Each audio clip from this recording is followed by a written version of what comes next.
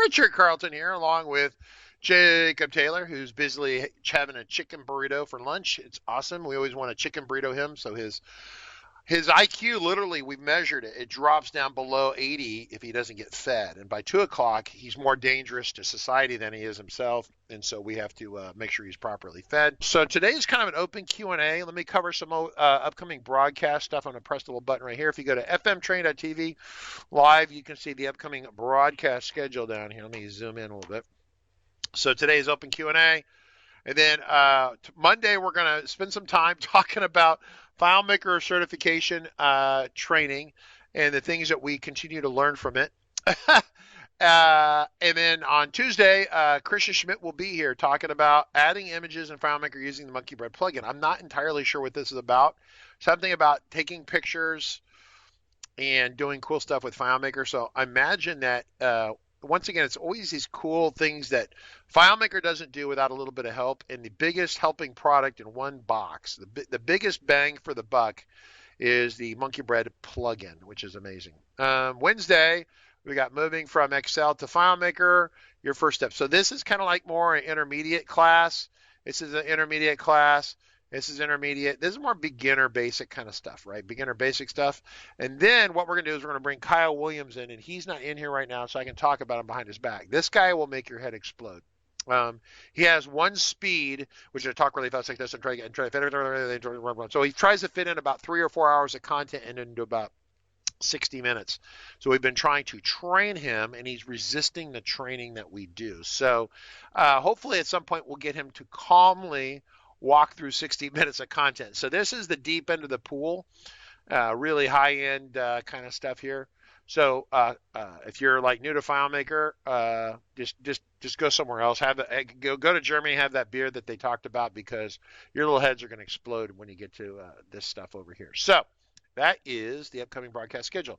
As a reminder, we always encourage people to check out our training. So if you want to get access, if you go to fmtrain.tv, fmtraining.tv, go to live training, is the broadcast schedule that's coming up. These are most of all these other products here. The live training's free. We're in a free spot. We do a lot of free things.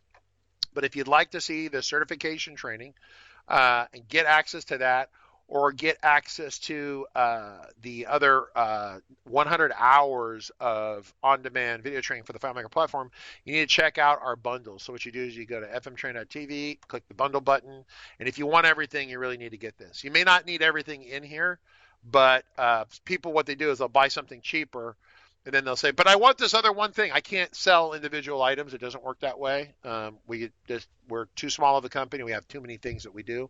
So it's kind of a bundle. So either get the very minimal bundle or get the complete bundle, and then you're covered. There was an official question we had yesterday. The person's not here, which is funny. They always have people come in. They come in, they ask a question like open Q&A, like,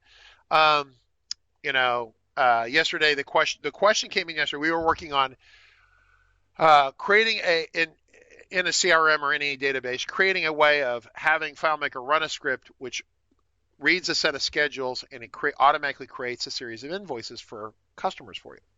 Kind of a valuable thing. That was my third project ever in the FileMaker platform. It comes up all the time. People want some sort of repeating schedule of invoices that are created. Not everyone wants that, but in the case of some customers, like if they have a flat service fee every month, they want to bill that. You could do it a couple of different ways. You can automatically put them on a subscription with PayPal and deduct the money, but still in your own FileMaker system, you need to have an invoice, a record in there that reflects that. So we talked about that yesterday. I get this question right in the middle of it, and the question basically went along the lines of this right here. I'm going to go ahead and I'm going to go ahead and bring Jacob over here real quick, and then we will bring up a couple interesting things along the way. The question was, hey, what is Claris Corporation or Claris International's marketing plan or future plans for the EU? European Union. Why does the U.S. get all the love? And I was like, and so yesterday I went, hey, bring that back today. We'll talk about it. And then I asked Christian Schmidt, and Christian Schmidt goes, well, that you guys they did commercials for you guys. And I'm like, what commercials, right? So I'm not picking on Christian Schmidt at all, but what it is it's kind of this, I think there's this under expectation if you're outside the United States that somehow Claris isn't giving you the marketing love that that you should expect, right? Like if you go on YouTube and you see advertisements for Monday, I can't tell how many times I've seen ads for the Monday, the scheduling Gantt chart turnkey kind of system, kind of like a Basecamp kind of system, scheduling. It's a pre-canned database, but you don't really customize it in so much it's a complete solution. Kind of like QuickBooks is accounting. There's this scheduling system that's kind of turnkey, and you get all these ads for it, and you never, ever, ever, ever, ever, ever, ever, ever, ever, ever, ever, ever, ever see a Claris ad, ever, never, ever, ever.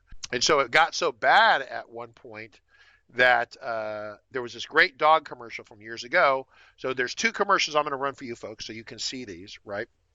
And so Christian Schmidt brings up this dog commercial. There was a dog commercial in 1990, which was really a great little commercial. And I was like having one of my wild hair at my days where I said, well, we could update that commercial because it was using the old terminology like, database and not custom app and stuff like that. And so I did a search a little bit ago. I showed this commercial, dog. I put dog and I'll say the kind is a movie. And there's this dog ad over here, and I'll play this for you. But this is an ad I redid. And so this is not Claris running ads. This is Richard making ads and running them. You're getting nowhere setting up your team's database. Get Claris FileMaker, the low-code software platform, and join millions of users who've already solved their team's software needs. FileMaker, the low-code database platform, from your trusted friends who bring you iPhones, iPads, Macs, iWatches, and all sorts of cool stuff.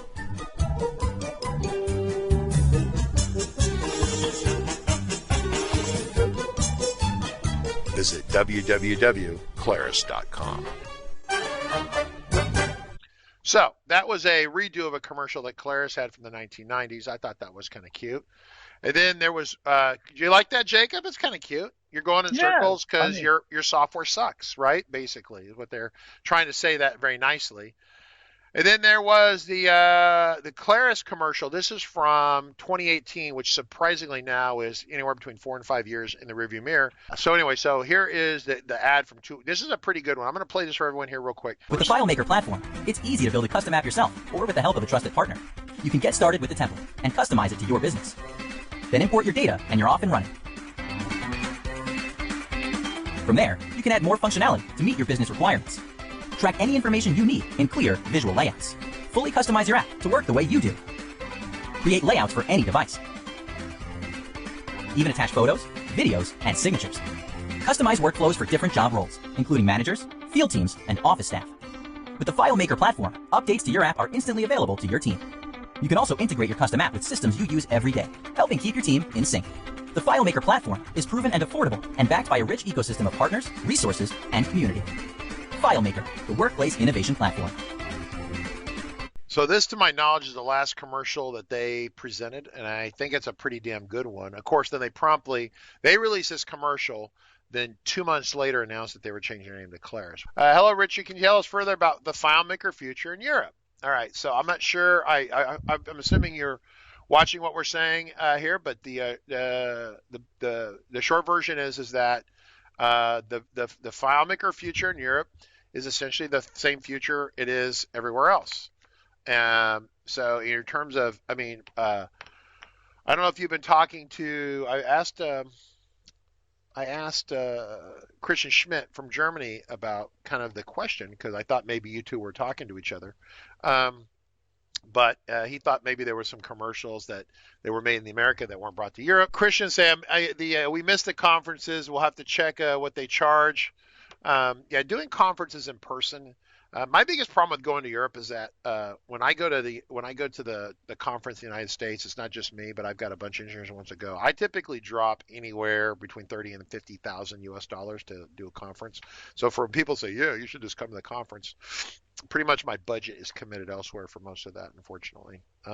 Engineers get really grumpy if you leave them at home, especially the ones that kick out and work hard because they want to go. Claris, under the marketing department, is the developer conference. They can call it whatever they want, but the generic term in the technology business, if you have a technology platform and you have a conference where the developers come to the conference, it's called the developer conference. So the Claris has a developer conference in the United States that they kind of run. There's at least one third-party conference called Pause on Air, which is interesting. It's good. It's a little hippie-ish for me if you're purely a business person. But that's kind of the FileMaker community. It's a bunch of creative types. And sometimes they'll sit around, drink, and just play music, right? But I don't mind going. It's fun. I've never been to the European conference. I don't know what that's like. I know that Claris does a developer conference in Japan, or there's some sort of Japan conference. Just understand that where the revenues come from in general for Claris, about a third of the revenue comes from North America, what they call the Americas. And then a third of it comes from Japan. And then a third of it is everywhere else. It's Australia and EU and the UK and everywhere else, and a handful of people in Russia and Czechoslovakia, stuff like that. So that's why when Claris came out with the certification test, they didn't want to piss off the Japanese contingent, so they held the certification test for almost 6-8 months while they were getting it translated into Japanese.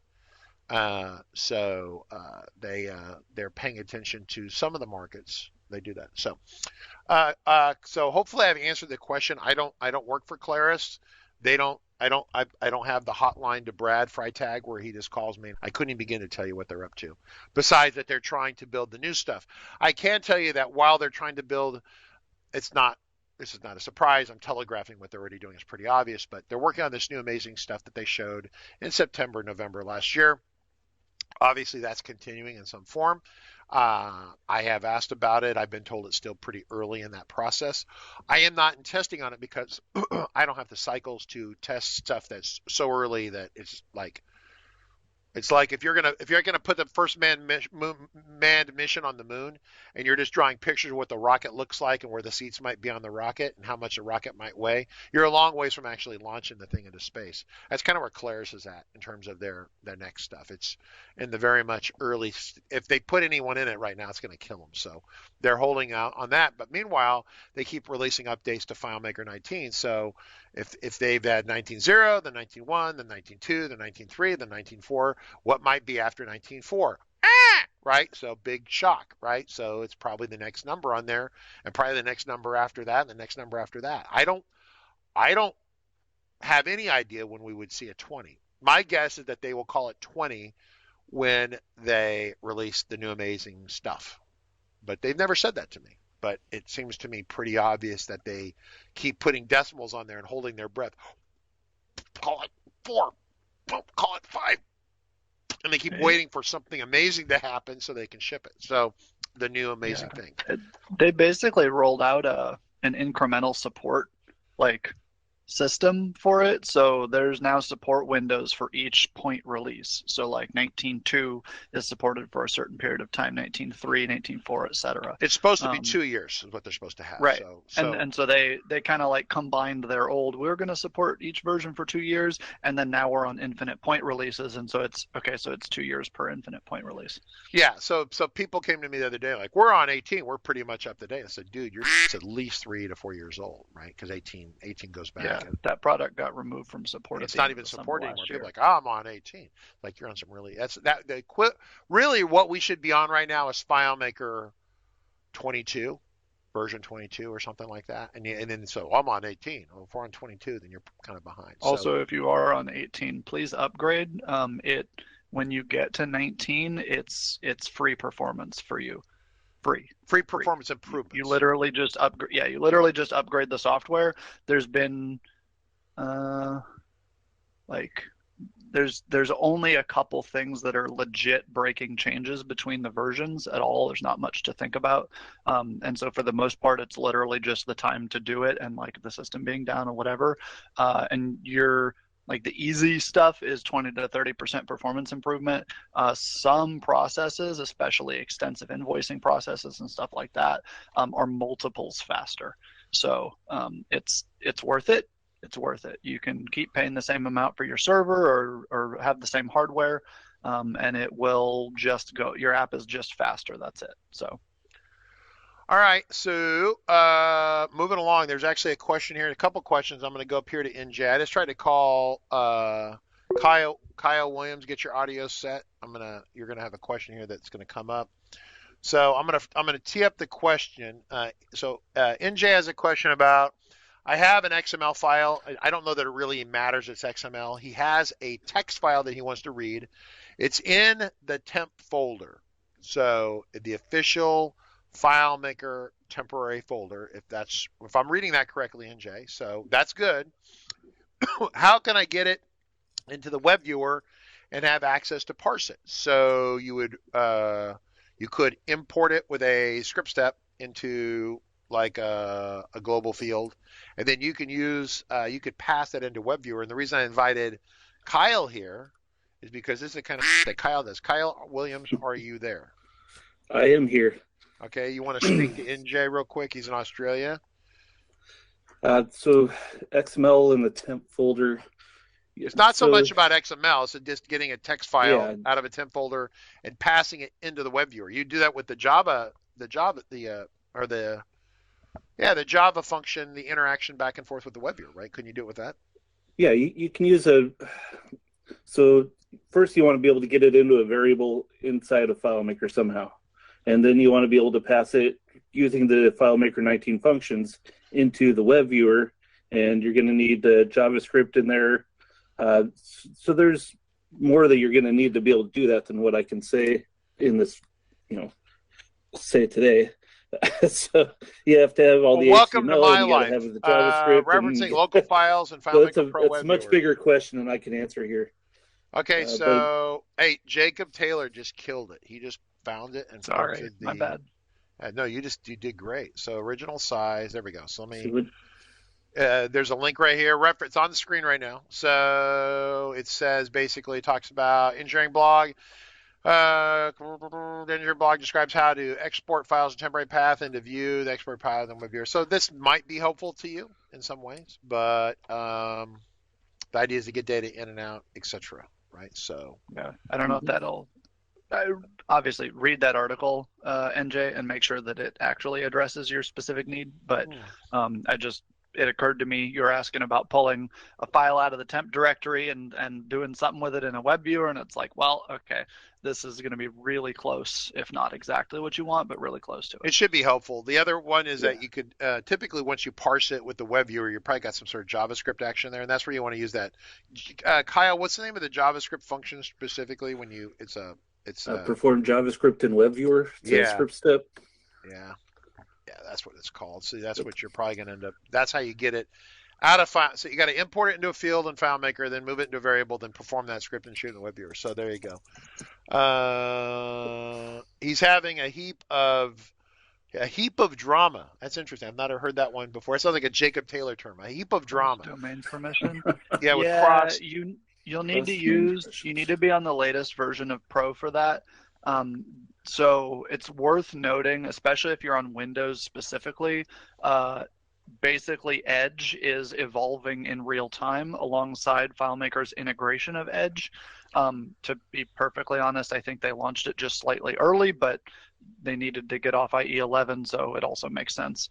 And so they're like every patch that comes out, both ends of the integration resolve rough edges, both the Edge side and the Pro side. So always, I'm just going to tell you, if you're doing local stuff like that right now in this particular period of transition, please be on the latest version. That's all. So yes, that'd be 19.4.2 at the moment. Copy, Roger, copy all. So let me move. If you're not on Windows, you're subject to Apple, so I don't know.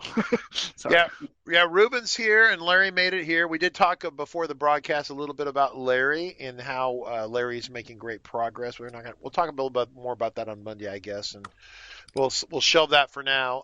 Ruben, welcome. If you have questions, let us know. Foxy Jack question: can you talk about what equipment would suffice as a personal test pre-deployment server? So backup.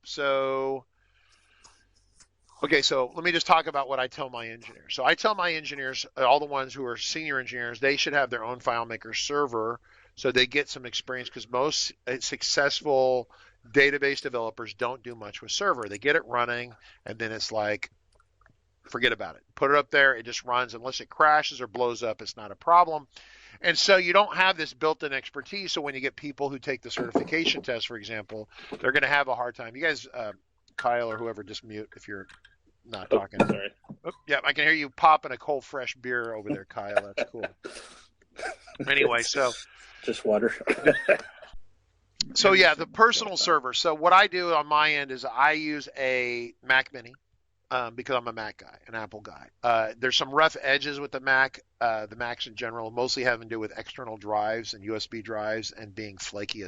I'm not quite sure what the issues are, but they're when you try to jam a lot of data through the USB to a spinning drive, there's a buffer overflow or something that happens. It's not just one brand of drives, it's a chipset or something. I don't know what it is, but I end up using SSDs externally, and they have the 3.5-inch SSDs, and then you can plug in the little SATA adapter to it and literally plug it right into a USB. So the drive is kind of flopping around like a big giant thumb drive, and it's not an enclosure, but it works pretty good. I literally plug those in and stick it on the top. It's good. That's for my personal server. It's the one that I use for a lot of demos. But I suggest the engineers have a server, one that they're comfortable in supporting. And whether they're a Mac person or a Windows person, or if you're crazy enough to be a Linux person, you want to do that, that's totally cool. But you have your own server for playing with. It's also good for testing plugins, testing Monkey Bread, doing all sorts of stuff. We prototyped and tested the Azure Active Directory stuff on my Mac server before we kind of rolled it out to the company. It gave us a place to play with it, get some expertise. So I like that. Such a good question from Foxy Jack. Did we answer that all the way? And just to kind of directly answer it, any old Mac Mini that can run a supported operating system will do. And what that basically means is if you have a dual core, and I'll say at least 4 gigs of RAM because that is the literal minimum, but definitely you want 8 or more. I know Richard's mad over here. You want 8. He's going to tell you 8, and he's not wrong. I don't run them without 16. Now. I run them with 16. That way I don't have to worry. Because the other day I fired one up the other day that was doing some stuff, an 8 on a laptop, and with FileMaker running that pushes some things. Yeah, I was down to like I had 1 gig of free space left on an 8 gig machine, and 1 gig of free space left is not enough. Not hard drive, but RAM space. Yeah. Canberra says, my Linux server is running fine. You can never have too much RAM. The only problem with Linux is that you have certain caveats with that, right? One, they're still fixing some bugs, some problems with Linux, and the other one, like serious bugs that aren't on Mac and Windows. And the other one is Monkey Bread plugin. You can't run Monkey Bread, I don't think, on Linux. Or maybe he is. Do you have Linux now? Uh-huh. Oh, yeah, he supports Linux. Does he support? Yep. No. Our very first demo that we ever live streamed of installing MBS in, was that the Data API actually? When I was very taken by surprise that we could do plugins in the Data API. So it's Cloud 2. Cloud 2 is using Linux, but that one doesn't support any plugins. So that's the one I'm thinking of. Okay, there we go. All right, so I'm gonna pivot here to another question on YouTube. Dimok says, I don't know if I can ask relookup. Is it possibly? Okay, I'm gonna copy and paste this over here. So some of you can have a shot at it. Perhaps we can. There we go. So let me paste this in there. So that's from YouTube. So if I can ask relookup, is it possible just one way? Why for make relookup back? Do I need to replace the parent? Okay, so a lookup is an auto enter. Fundamentally, it's an auto enter. It triggers one time. This is all over the certification test, as Larry found out. I don't know if they ask too many lookup specific questions, but they ask a lot of auto enter questions. So a lookup is basically an auto enter copy paste. It's a one-time fire. To get an auto enter to retrigger, right, Larry? We're going to talk about this. Now, there aren't any lookups, but it's an auto enter. So hang on one second, everyone. Let me pivot over here to firing up something. Here's my beep test file. Okay, here's my beep test file right here. I'm going to pop this open. If I go to field definitions and I'm going to go into a test field right here, I'm going to zoom in a little bit. So we discussed this for certification. You need to memorize all of this stuff in here, specifically what they are.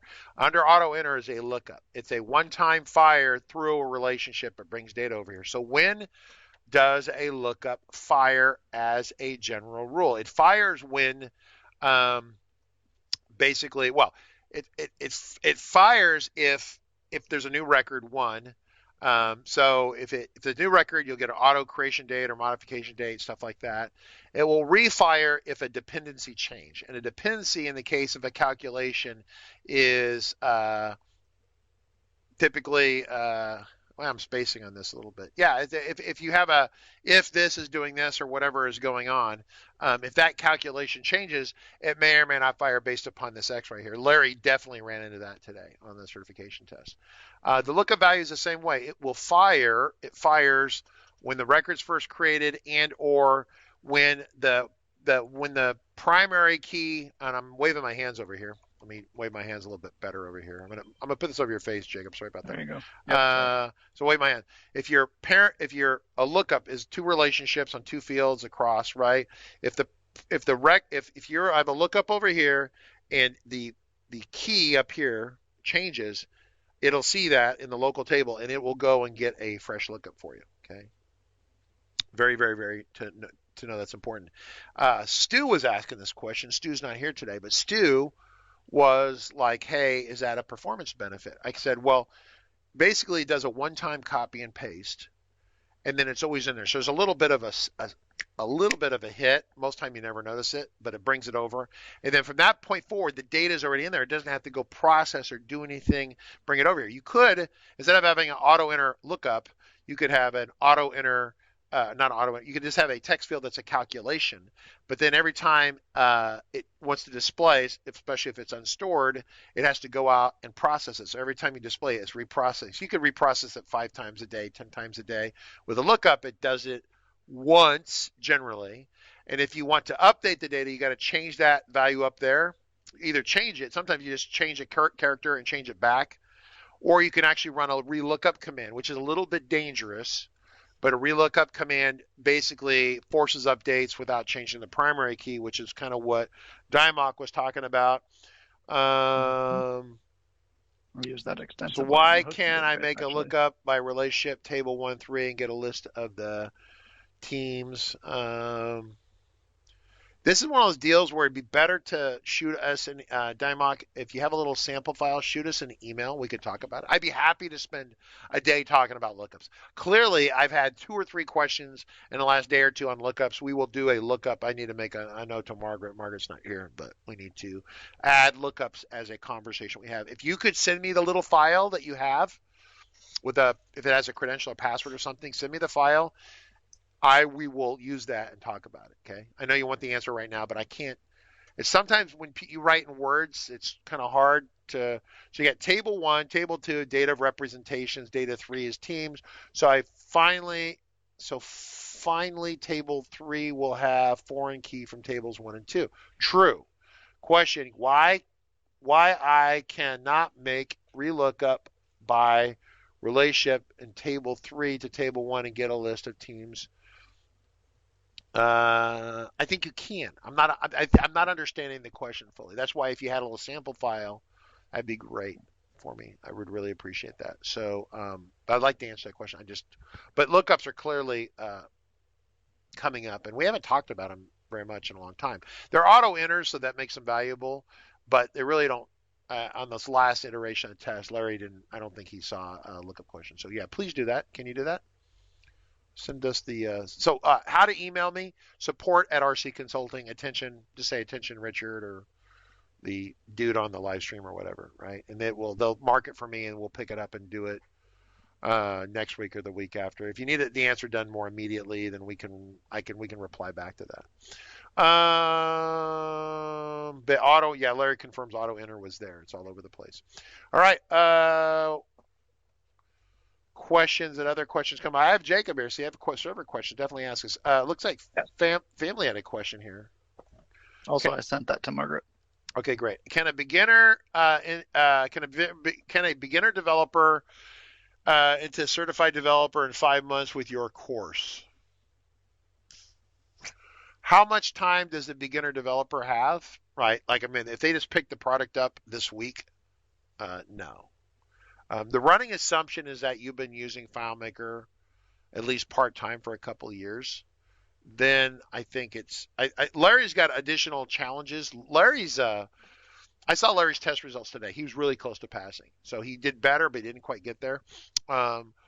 Larry's test results are a little bit skewed. I don't know if it's because he's a Marine or why, but most of the time he did better on the harder parts of the test, and he did worse on the easier parts of the test, which I'm like, right? So normally people get the basic FileMaker stuff right, and then all the server and deployment and security stuff they do worse on. And he did the opposite of that. He did about 10% better on those harder sections.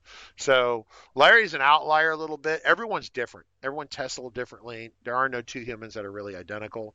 The answer is, if you're 25, you're young, and you love coding and you love programming, you have a programming background, and you spend 5 months doing FileMaker, so you already have some programming experience, and you bring that programming experience with you to FileMaker. So it's kind of like it's not so much that you're learning to program for the first time, you're just learning the syntax and kind of the rules of FileMaker. And then you took our certification test, and you're 25, and you naturally just absorb everything like a sponge. Yeah, you could probably pass the test, but the older you are, the harder it is. I'm 51. And it's harder. Like right now, I'm working on my certified helicopter instructor. Helicopter, as in like real helicopters. I'd be a certified flight instructor.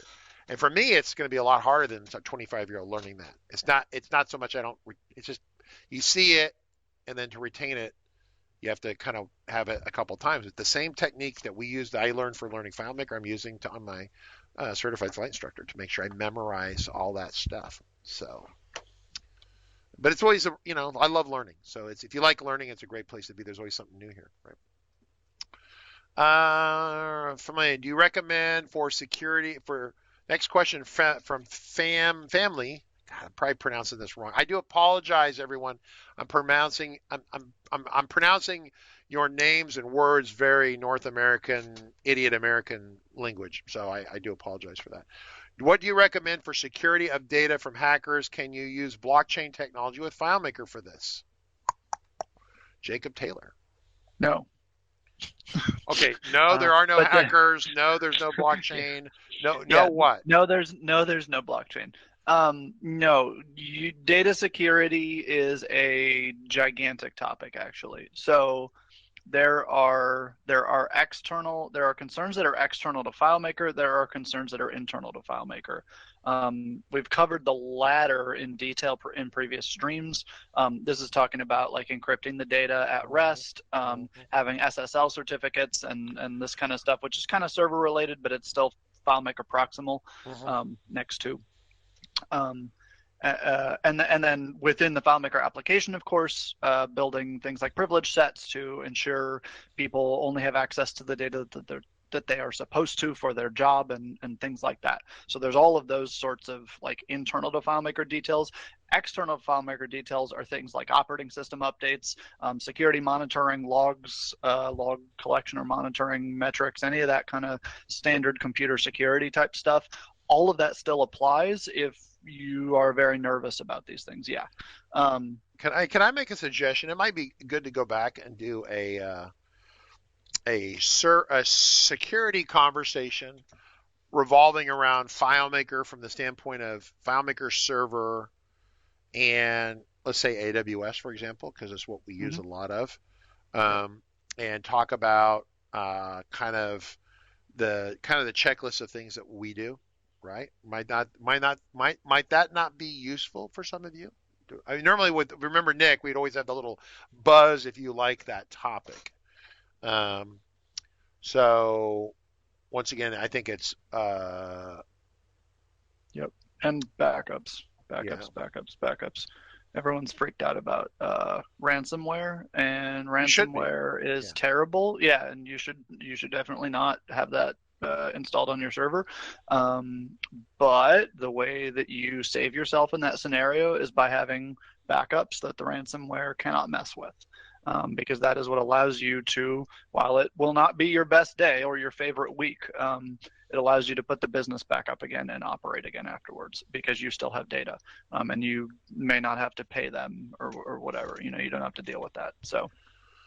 All right. So what do you folks think about having a security conversation? Because I think we could also include Jesse Barnum in that conversation, right? That would be awesome. There's a good conversation going on in Discord as well about trying to use a camera, using the computer's camera inside the web viewer. Yeah, that's part of the, I think the question for Monkey Bread next week, I think, is he's doing camera integration, right, with Monkey Bread. Aren't you doing that, Monkey Bread? Oh. So I bet the issue that you're having is that because it's inside of a web viewer, the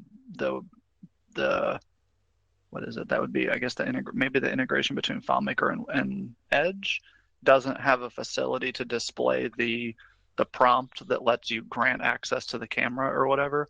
Because if you don't do that, if you don't grant access, you're not getting anything, at least inside of a web context. So if they don't have a way to pop that out or show it to the user, basically, then yeah, it's going to default deny it and you'll get no camera. Rick Fosnot's asking a question about maintenance session, about how to maintain the tables and rebuilds and stuff like that. Well, maintenance is directly proportional to the amount of torture you subject your FileMaker file to. So I guess that would be another conversation, different than the security conversation, right?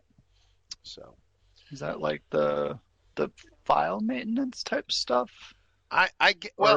Considerations. Like I'm thinking of one of our clients that likes to blow out an entire million record table and generate a new dashboard with another new million records every night, and the very mild amount of torture that puts the file under on a daily basis.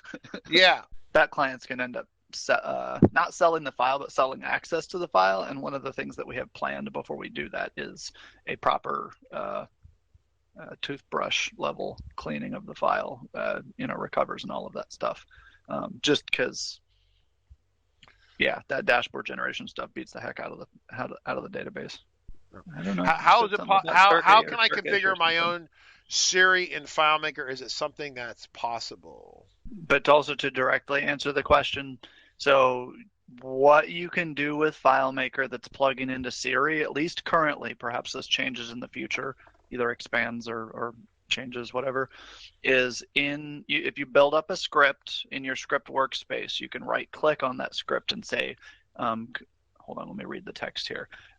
Enable shortcuts donation. Yeah, that's it. And then Clay Mackel wrote that. Yeah. And so what that does is it allows FileMaker then exposes that script to Siri, thus making it a command or a whatever that you can call by voice. And there's some way that I would need to look at the details or whatever. You can pass it parameters, and your text to speech can be a parameter that's sent to the script and stuff like that. But it's a little kind of robotic on implementation for that reason. Yeah, so Claris knowledge base is where I would go for this. I go to support.claris.com, and then what is it called? It's a donation. It's a shortcut donation. Is that what the keyword is? Yeah, shortcut donation. Shortcut, one word, donation. Shortcut, yeah. Donation. It's a really hell of a kind of a weird. Comes up. Siri shortcut support and FileMaker Go 19. Here you go. So there it is. So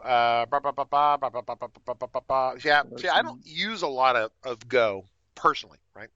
But once again, I am older and grizzled and less likely to. What?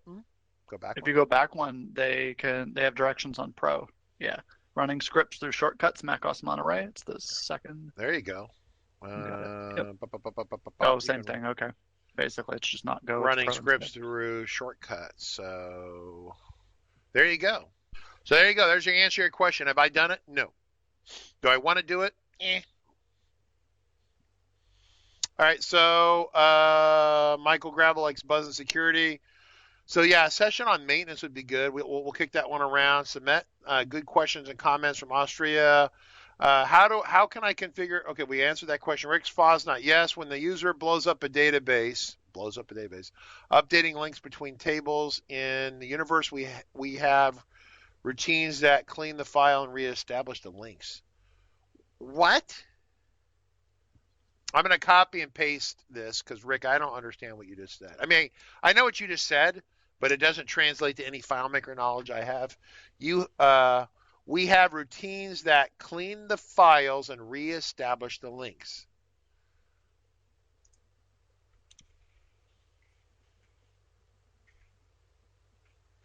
I don't even know what to say about that, because you can't programmatically script the process where FileMaker is going to drag relationships on a relational diagram, but you just kind of implied that. So I'm confused. I'm not sure what I'm looking at. And I'm not saying you're wrong. I'm just saying I don't understand what you just said. So I guess maybe recreating the external file reference. That's the only thing that you could delete and then recreate it, and I don't think that would kill everything. But I also don't know how you do that. Yeah, not with secure, not with external storage or external data source. No, that's what I'm talking about. External data source. Oh, external so like cross-file relations, like that. You can recreate those, I think. But you're talking about I don't know how to do that in a scripted manner. Not in the script, you sure the hell can't. You're talking about going into file, manage, external data sources. You cannot script control in this area. No. Because basically you can mess with an account, reset the account, create account, delete account, reset the password, but you can't do anything with privileges or extended privileges, right? So that you can script.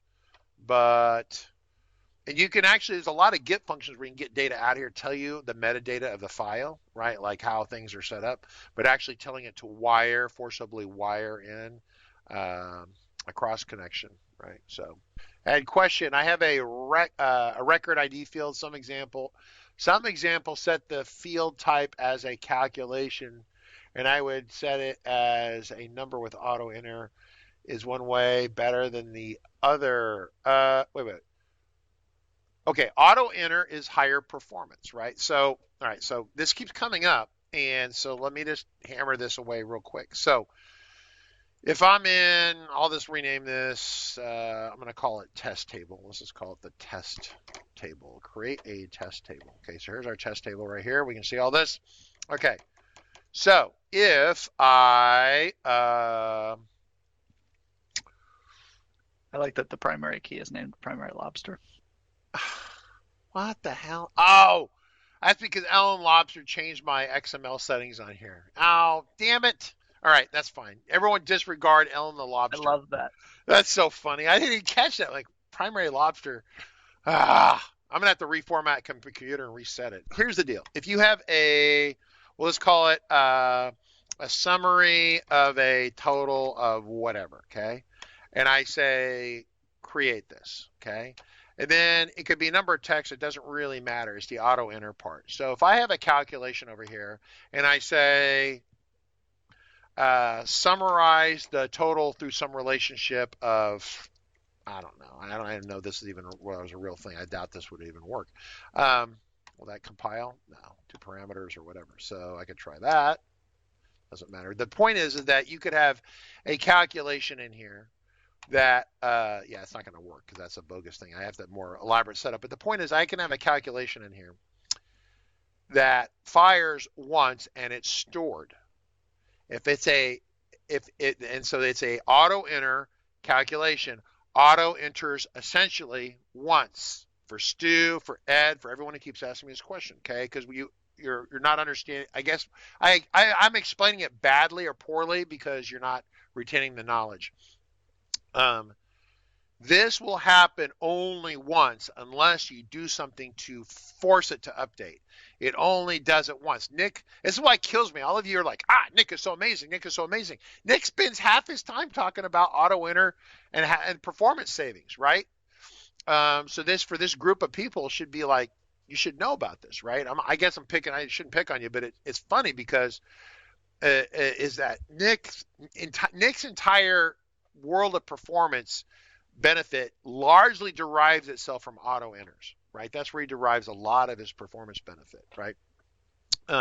You can take the same calculation that you have in here and you can put it into a calculation field and just assume it's unstored because it'll probably have something that doesn't allow you to store it. And then every time you see it on screen, it's going to spin for a second. If you have one of those on screen, it's really fast. If you have 5 of them on screen, it's probably still really fast. If you have 40 of them on screen to display your screen, it's going to kind of slow and chunk and process and spin, and then it'll display. Whereas if it was an auto enter calculation, it did it once, it doesn't have to do it again. The question comes up, is the data changing all the time dynamically? If I set a calculation of, for example, auto enter calculation, and I say get current date plus 7, okay? This value right here is going to change every day, right? But so right there, it's going to run it once and not update. That may not be such a good thing. What if I did summary of total 2? I say it's a calculation over here. I say create. I say get current date plus 7. Exactly the same thing. It'll be let's leave it as text. They're both text for the moment. Storage options. I don't want to make it a global, but I don't want to store it because there's a dependency on a get function, so we don't want to store it. If it has a related date in there, or it's some sort of function that needs updating, storing it will cause it not to update when you need to update it. So you click that option right there. You say okay. So now we go into the system. And I go over here to the field right here, and I create a new record, right? So both of these have updated, okay? Now, I went to browse mode and came back. I went to browse mode and I do different things. Every time I do this one's going to reprocess. Every time it's reprocessing. Every time it's reprocessing. This one is just going to, because it ran once on the auto enter, it never runs again. So that could be good or bad. It's kind of, does the data need to be updated? And the auto enter is a good way to control that, right? That's the secret to a lot of what Nick does, right? And he's French and he's so sexy, right? So if you add French and sexy and auto enter performance and an abomination of bad design, then that's what Nick is. He's sophisticated. I love it, but that's kind of his secret sauce, right? I guess I'm off talking about this. We lost the question. No, Ed followed back up with additional. Matt Petrowski has a sample file. Okay, I haven't seen Matt Petrowski's sample file. Calculation, not how Nick has shown it. Calculation and not how Nick has shown it many times. So it's like an unstored calc, and then, well, okay. If you don't have to use an unstored calc, please do not. Basically, they're slow. Yeah.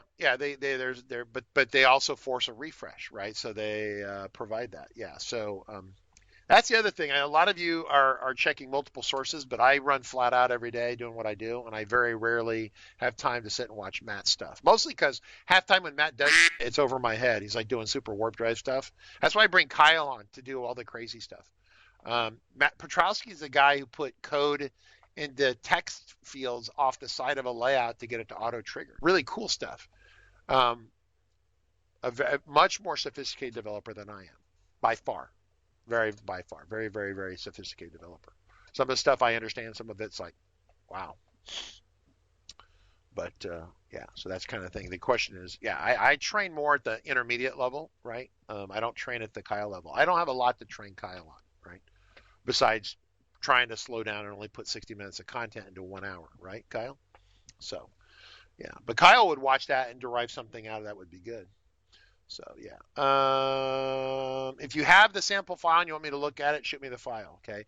If I have a number of you who are saying, well, what about this file I saw over here on the internet somewhere? Well, the internet's pretty big, okay? Do me a favor, help me out. If you want me to look at something, send it to me, okay?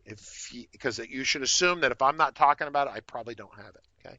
Samet from Austria has another question. This is good. We're going to keep doing question deals like once a week or so if we can keep you folks doing that. Okay, so what is the topic of artificial intelligence in FileMaker at the moment? Is it possible to recognize other pattern in FileMaker? Yes. So basically, I saw the first AI stuff wired in through JSON and web viewers and things like that 3 or 4 years ago. They were doing IBM had that Watson artificial intelligence that was doing stuff.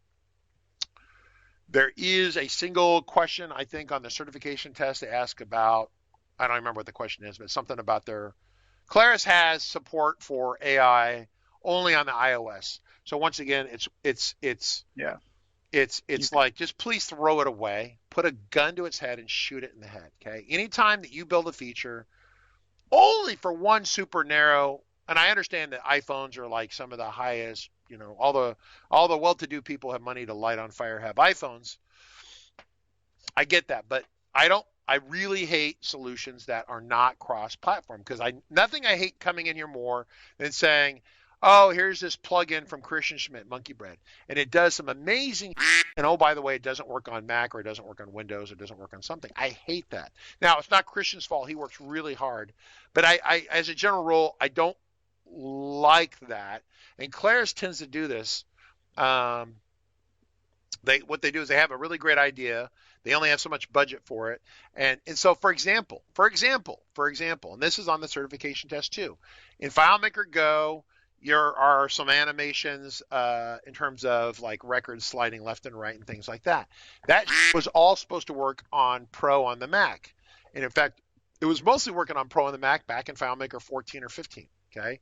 And what Claris determined is that people would be really pissed off because it didn't work on Windows. So they pulled it out, but they still left it in iOS because they consider that kind of a weird outlier. Right. And so that's one of those sort of things where building it horizontally, that's why FileMaker is so great. It's also why has Claris never been bumped off and been put out of business by another company? Because what they do is hard. It's really hard to build a cross-platform product that's reliable, that's stable, has great features, has great ecosystem support. What they're doing is really hard. It's really, really hard. And so that's why, that Betty Blocks or Airtable or none of these other companies are anywhere ever close to really competing with Claris, because they don't have the time and the hour, the money, the 30 years of investment. People are fighting against Claris right now. Some of them might be even better funded than Claris, but Claris has the investment of 33 plus years of their own money and Apple backstopping them. It's hard to overcome 33 years of advantage, right? And so that's why this happens the way it is. So, but I hate it when there's specific features that are only in one area. I really dislike that. So, all right, so MBS for ML Core. All right, so here we go. So the answer on the machine language, MBS Monkey Bread plugin has Core ML for Mac and iOS. So Core ML is available. So Core ML is a Apple technology. It's which means it's on all the Apple things, probably even on the watch. And Monkey Bread taps it for iOS, which is what's in Go already, but they also tap it for the Mac, which means Windows is out of luck. However, there's a separate Windows machine language functions for Windows, and odds are that works totally different, right? And so if I was going to do machine learning, I think I'm taking a very roundabout way of answering this question. I would not use any of these built-in functions that are not cross-platform. I would do it through a web viewer, which is horizontal, works on all the devices, and I would go out to a third-party service like Zapier or something like that, and I would do calls to a AI service and send the data to them and let them process and bring the data back, okay, is what I would do, because then you would generally be assured that it would work on all the devices. That makes sense? Yeah. Yep. Jacob, you agree with that mostly? I mean, build it. Yeah, mostly.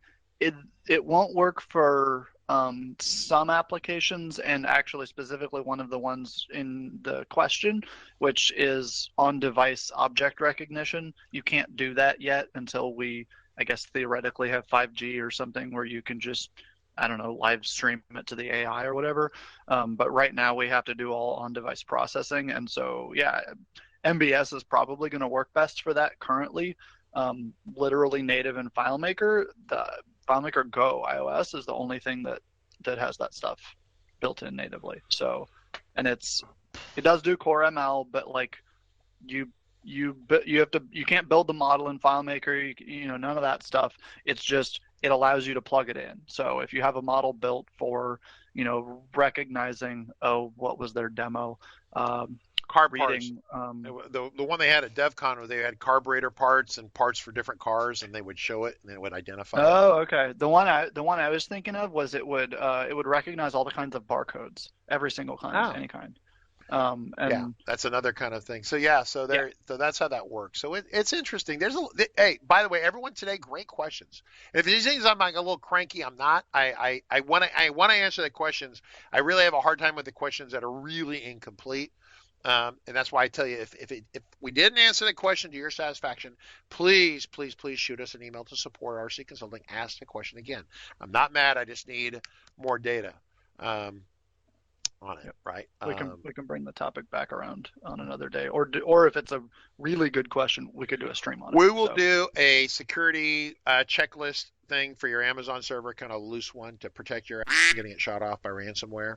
I made the call to Jesse. We'll see if we get him to play on that a little bit that day. If not, then we will just wing it.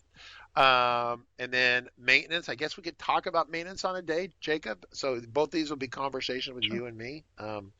Jacob just had a customer the other day. Call him, and they're going to do a file rebuild. We're not going to name their name, but they have this company.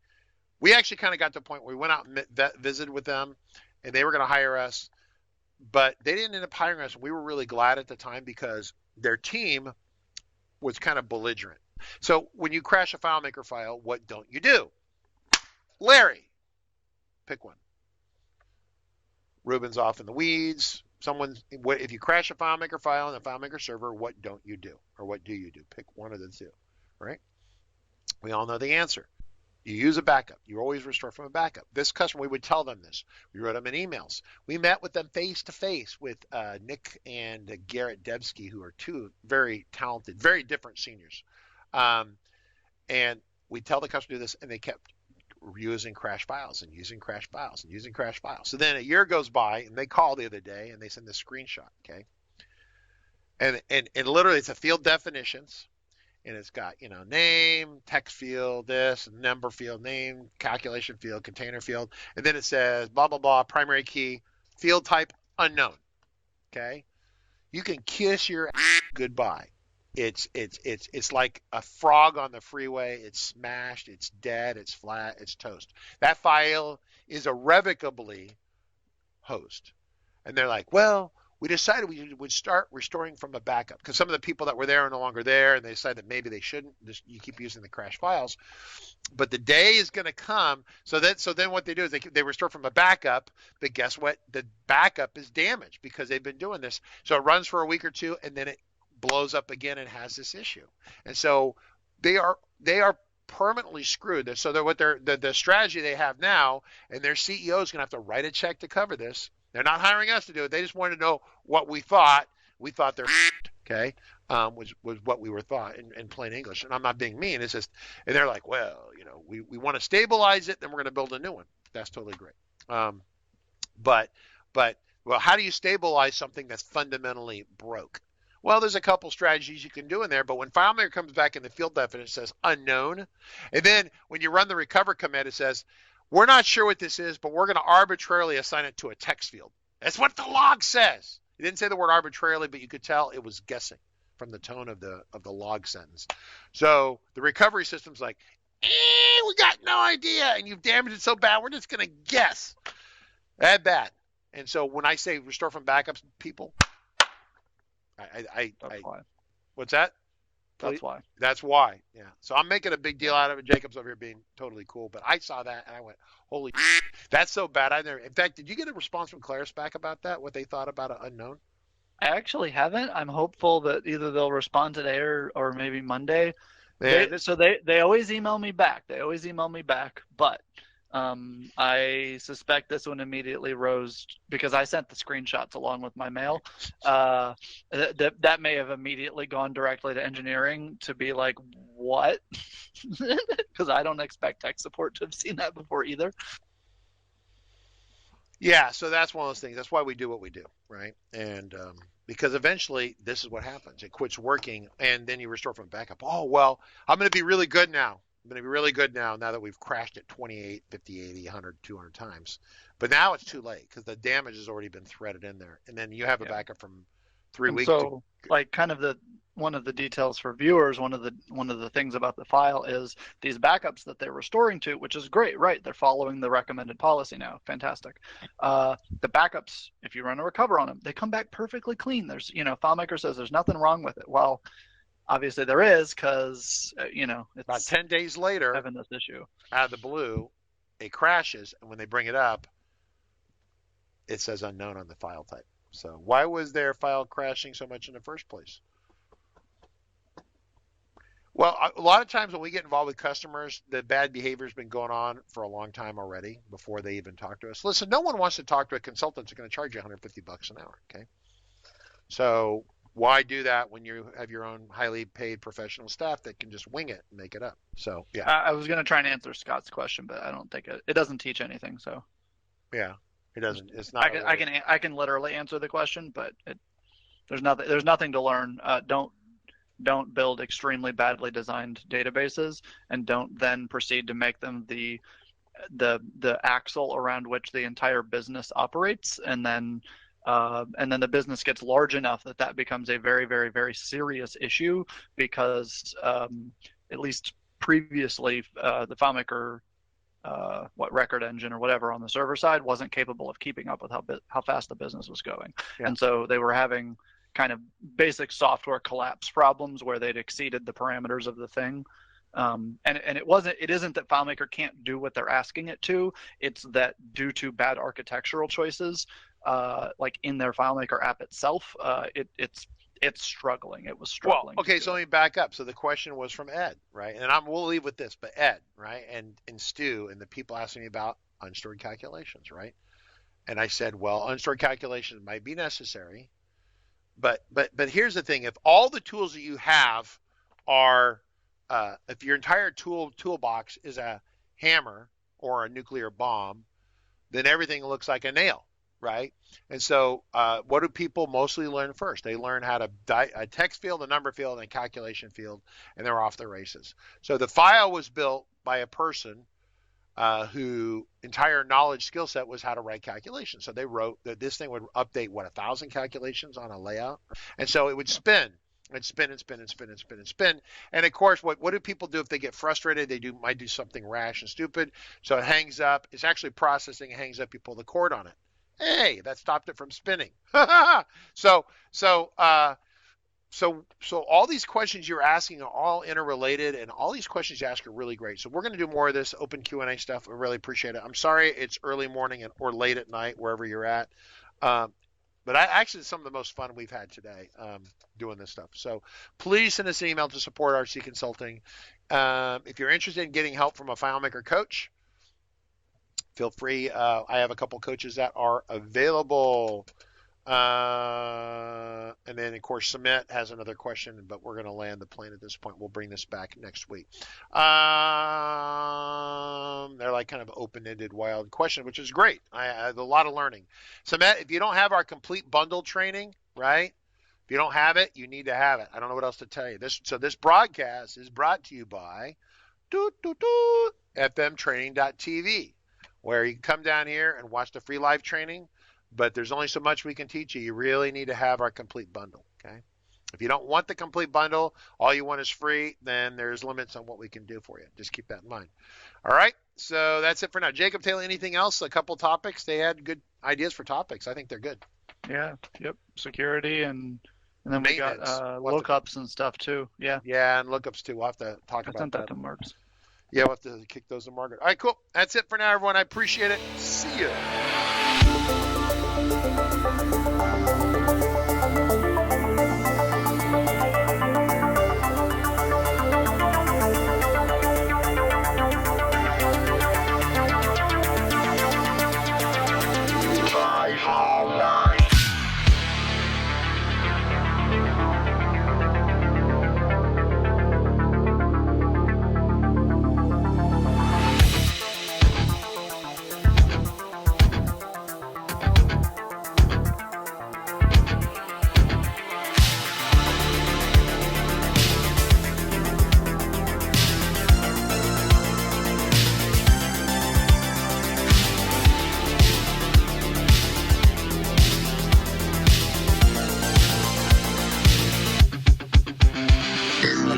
Of an individual up here who may be a FileMaker license.